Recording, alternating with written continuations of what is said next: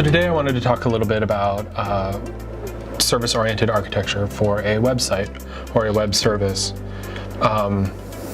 In a traditional environment, you would stand up a web server that would host your website, and you could have that pointing to an application server, which might be where your web services are hosted.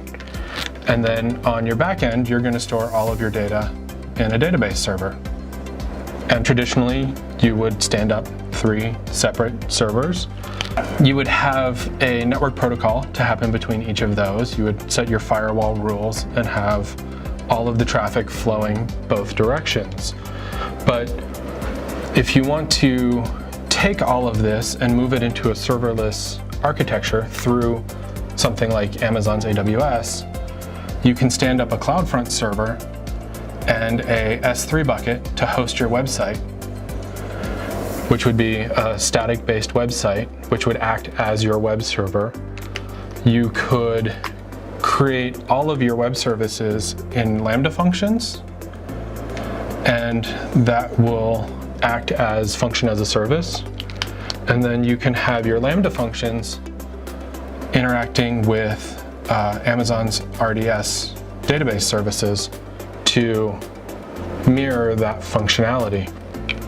In this environment, all you have to worry about is your database architecture and your code.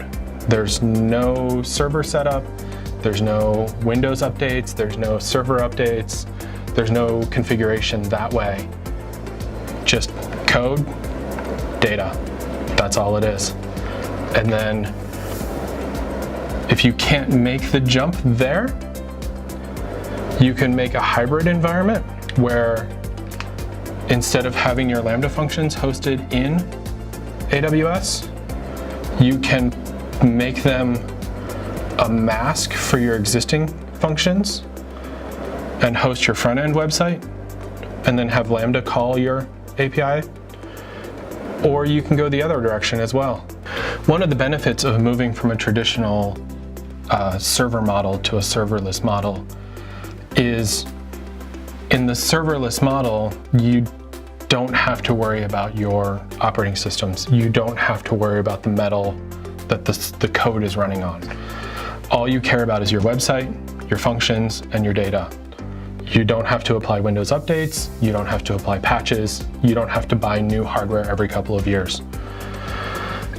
As an added benefit, for Lambda, you're only paying for the processing that you use. If your website goes dark from 5 p.m. to 9 a.m., you're not paying to host a server in a rack mount storage somewhere. Just pay for the processing that you use.